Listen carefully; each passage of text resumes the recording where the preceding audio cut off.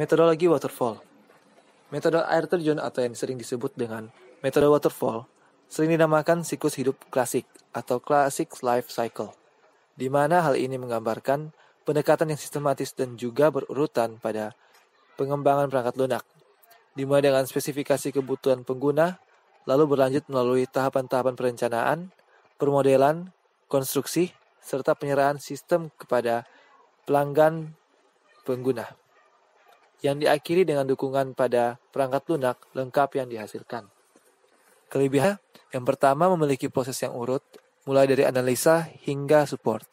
Kedua, setiap proses memiliki spesifikasinya sendiri, sehingga sebuah sistem dapat dikembangkan sesuai dengan apa yang dikehendaki. Lalu yang ketiga, setiap proses tidak dapat saling tumpang tindih. Nah, pada kekurangannya, yang pertama, proses yang dilakukan cenderung panjang dan juga lama. Biaya pengguna metode yang cenderung mahal, lalu membutuhkan riset dan juga penelitian pendukung untuk mengembangkan sistem menggunakan waterfall. Sistem yang cocok dengan metodologi waterfall yaitu salah satunya adalah sebuah sistem operasi komputer. Hal ini disebabkan karena sistem operasi komputer memiliki fungsi yang sangat kompleks, sehingga dalam pengembangannya membutuhkan analisa yang penuh mengenai kebutuhan user akan sistem operasi, hingga fitur-fitur penting yang harus dimiliki oleh sistem operasi tersebut. Metodologi RAD atau Rapid Application Development. Metode Rapid Application Development adalah model pengembangan perangkat lunak yang pengembangannya tergolong dalam teknik inkremental atau bertingkat. Dalam proses pengembangannya, model ini menggunakan metode iteratif atau berulang, di mana working model sistem dikonstruksikan di awal tahap pengembangan dengan tujuan menetapkan kebutuhan user. Kelebihannya, yang pertama, sangat berguna dilakukan pada kondisi user tidak memahami kebutuhan apa saja yang digunakan pada proses pengembangan perangkat lunak.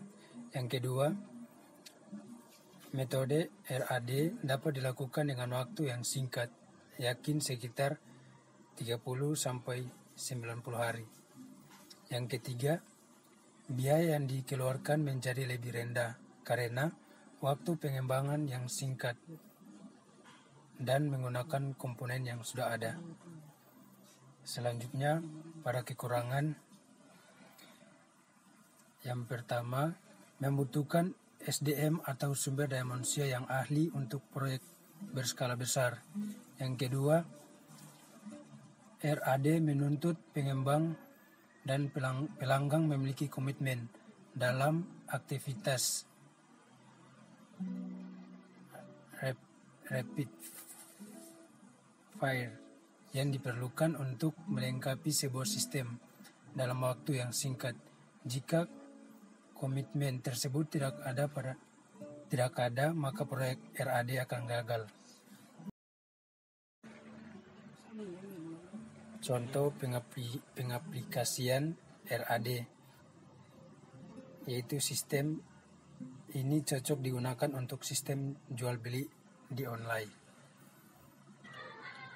Metode Agile. Agile Development Methods adalah sekelompok metodologi pengembangan perangkat lunak yang didasarkan pada prinsip-prinsip yang sama atau pengembangan sistem jangka pendek yang memerlukan adaptasi cepat dari pengembang terhadap perubahan dalam bentuk apapun. Agile Development Methods merupakan salah satu dari metodologi pengembangan perangkat lunak yang digunakan dalam pengembangan perangkat lunak. Agile memiliki pengertian bersifat cepat, ringan, bebas bergerak, dan waspada.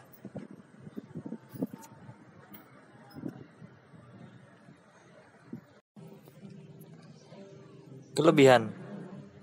Pertama, proses iteratif dan incremental. Yang kedua, requirement dapat berubah sewaktu-waktu. Ketiga, pelacakan requirement dengan melihat backlog produk. Keempat, keterlibatan user secara aktif. Kelima, rilis yang lebih cepat dan berkala. fungsi dirilis setiap akhir iterasi. Yang terakhir, testing dilakukan setiap saat. Kekurangannya, pertama, interaksi dengan klien yang kadang terlalu berlebihan.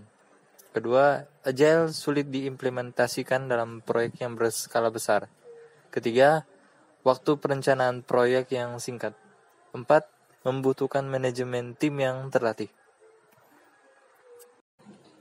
Contoh implementasi tentang metode agile. Metodologi ini dapat diimplementasikan di semua